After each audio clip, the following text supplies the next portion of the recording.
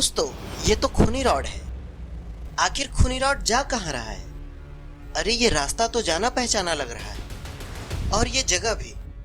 अरे ये तो बाबा के घर का रास्ता है, लेकिन आखिर ये वहाँ जा क्यों रहा है? इसको वहाँ पे काम क्या है? खूनी रॉड गाड़ी को लाकर बाबा लंगोटी लाल के पास रोक देता है, फिर धीरे से गाड़ी को बंद कर देता है और फिर वो इधर उधर देखने लगता है। अरे ये क्या, बाबा तो अपनी तपस्या में लीन है और वो इतनी जल्दी उठने वाले भी नहीं है। इस बात का फायदा उठाकर रॉड गाड़ी का दरवाजा खोलता है और गाड़ी के गेट को धीरे से बंद कर देता है और वो बाबा की तरफ देखने लगता है। इसके बाद खूनी रॉड बाबा की छड़ी की तरफ धीरे धीरे बढ़ने लगता है। खूनी रॉड बाबा की नजरों से बचते हुए छड़ी के पास आता है और फिर जादुई छड़ी को देखने लगता है। फिर वो धीरे से अपना हाथ जादुई छड़ी की तरफ बढ़ाता है और फिर उसे उठाकर अपनी पीठ पर रख लेता है और फिर धीरे धीरे वो वापस अपनी गाड़ी की तरफ जाने लगता है और गाड़ी का दरवाजा खोलता है और अंदर बैठ जाता है। फिर तुरंत अपनी गाड़ी को स्टार्ट करता है और वहां से चुपचाप रवाना हो जाता है।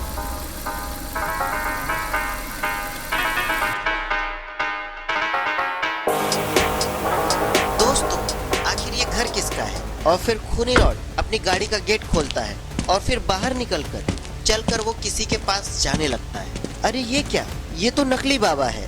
तुमने जो भी मंगाया था वो मैं बड़ी मुश्किल से लेकर आया हूँ। अगर बाबा लंगोटी लाल की नींद खुल जाती तो मेरी वहीं पर कचूमर निकाल देते। नकली बाबा खूनी रॉड को देखकर खड़ा हो जाता है। तुम ज्यादा बकवास मत करो, मैंने जो मंगाया था वो तो लेकर आए हो ना।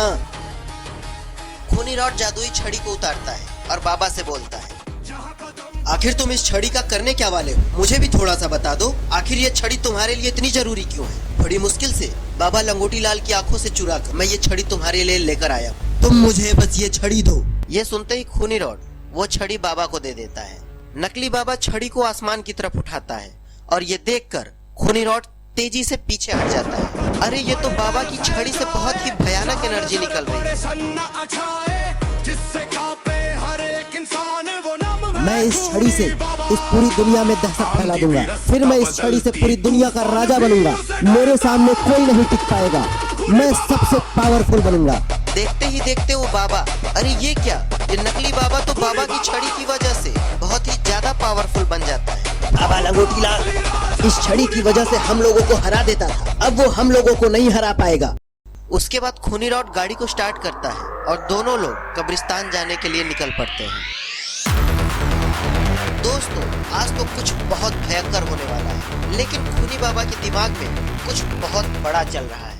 थोड़े ही देर में ये दोनों लोग पुराने कब्रिस्तान के पास पहुंच जाते हैं। और ये क्या, यहाँ पर एक चर्च भी है और शायद इस चर्च में किसी की कब्र भी है। आखिर ये कब्र किसकी है?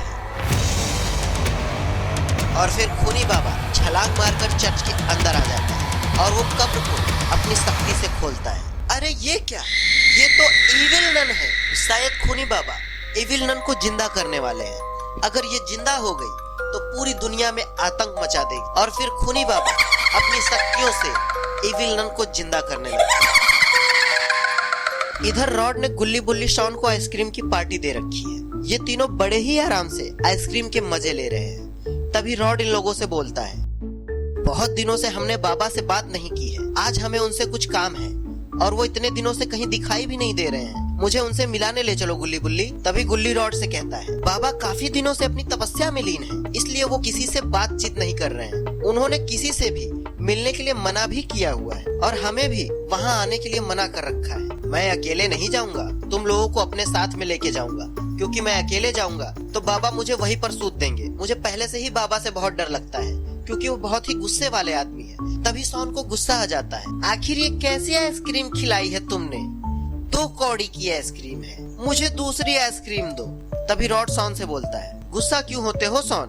अगर तुम्हें आइसक्रीम अच्छी नहीं लगी तो मैं तुम्हें दूसरी आइसक्रीम खिलाता हूँ, लेकिन तुम गुस्सा ना हो। अभी मेरी वैन में आइसक्रीम नहीं है, जो थी वो मैंने तुम लोगों को दे दी।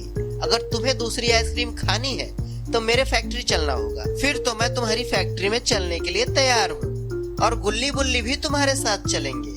तो फिर ठीक है, जल्दी से तुम लोग मेरी वैन पर बैठ जाओ, क्योंकि मुझे फैक्ट्री बंद भी करनी है और मुझे घर भी जाना है। फिर गुल्ली बुल्ली, शॉन और रॉड वैन से फैक्ट्री के लिए निकल जाते हैं। रॉड वैन को काफी स्पीड से ले जा रहा होता है। गुल्ली और शॉन वैन के ऊपर ही बैठे हुए हैं और फुल मजे करते हुए रॉड की फैक्ट्री की तरफ जाने लगते हैं। तभी रॉड अचानक से गाड़ी को रोक देता है क्योंकि आगे रास्ता बंद होता है। यहाँ पर किसी का एक्सीडेंट हुआ होता है। अरे ये क्या, यहाँ पर तो बहुत ही भयानक एक्सीडेंट हो चुका है और यहाँ से आगे जाना हम लोगों के लिए मुमकिन नहीं है। हम लोगों को दूसरा रास्ता अपनाना होगा। अब या तो तुम गाड़ी को मोड़ लो या जंगल वाले रास्ते से फैक्ट्री की तरफ चलो। गुल्ली, तुम्हारा दिमाग तो सही है, रात हो चुकी है और रास्ते में कब्रिस्तान भी पड़ता है और जंगल भी बहुत भयानक है और उस रास्ते से जाना बहुत ही खतरनाक हो सकता है। रॉड, तुम वहाँ की टेंशन मत लो, हम लोग चुपचाप वहाँ से निकल जाएं।